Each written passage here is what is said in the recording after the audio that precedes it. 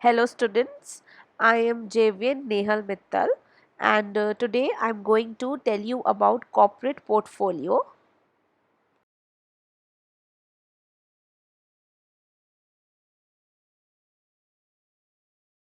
So what is a portfolio?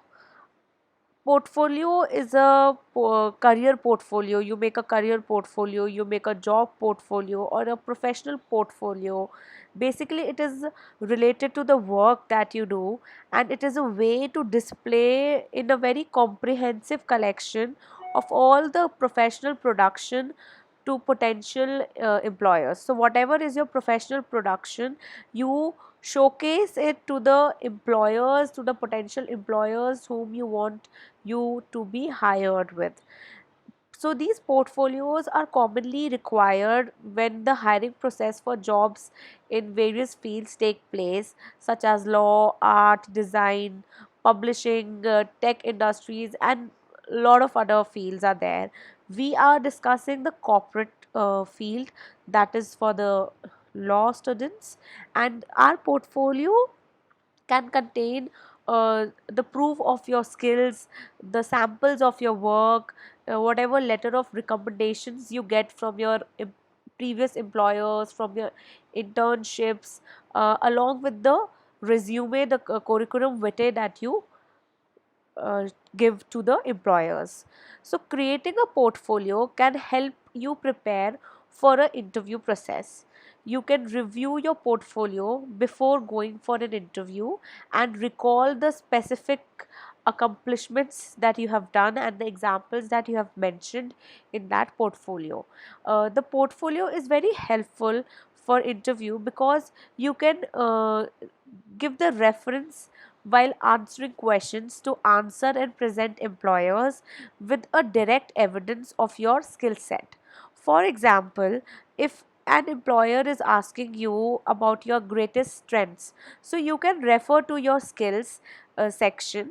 Whatever your skill section is, you can ask the employer to go through that on the portfolio, on your portfolio, and to guide your response.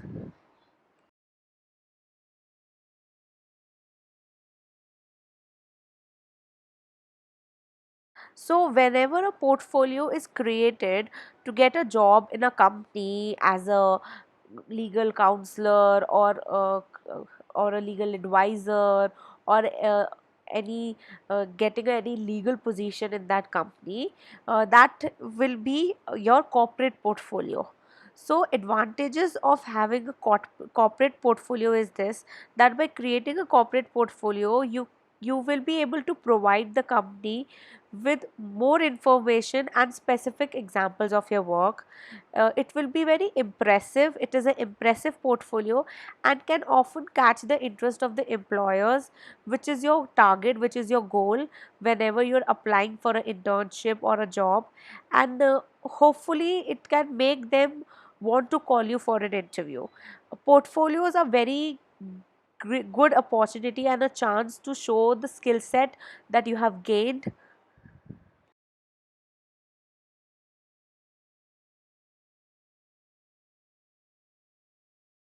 Now, how to build a portfolio? So, while creating a portfolio, while drafting a portfolio, there are certain points that are to be kept in mind. So, with this is what we are going to discuss here.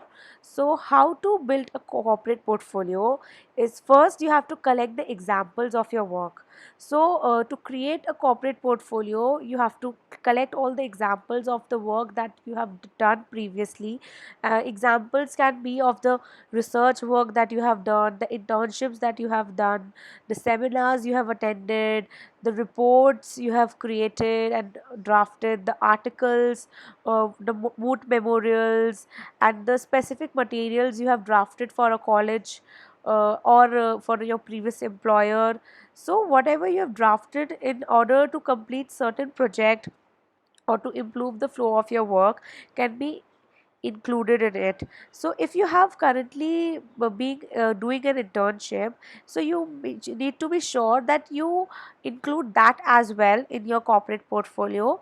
The information you collect to include in your portfolio is dependent on the type of job you are looking for. And if you're in, like over here it is we are talking about corporate, so your portfolio should be put together with a very specific example of your work in contracts and in commercial and corporate laws. So next is that you should include the information about the prestigious and the successful companies you have worked in. So if you have previously worked with any prestigious and a successful company, then you should include the information about them, and this will help to further impress the employer.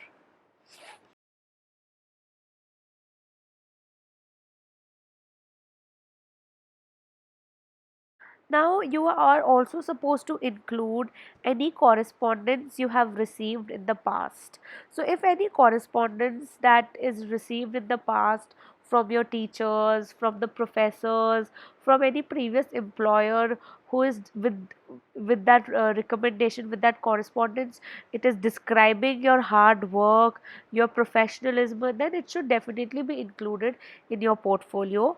And having professionals in the field commenting on the outstanding work you contributed to any project can have a very really positive impact on any employer. The next thing that you should include is demonstrate your skills. So if your area of expertise includes drafting research papers or moot memorials or reports, articles, etc., whatever that was related to these activities, skills, or maybe having a good research. If you have achieved a good researcher uh, in the moods or something like that, then you can uh, demonstrate your skills through the work you have completed online, and you should also include the links to showcase the work that you have done. Then the next is seminar papers and other academic writing. So the longer pieces of academic writing are an important component of your portfolio. If you are spending extra time to perfect a seminar paper and you get a feedback from professors and peers, can position you to use such a paper as a writing sample for judicial clerkships. Additionally, polished seminar papers can be submitted for publication, and published written work can really add value to your portfolio.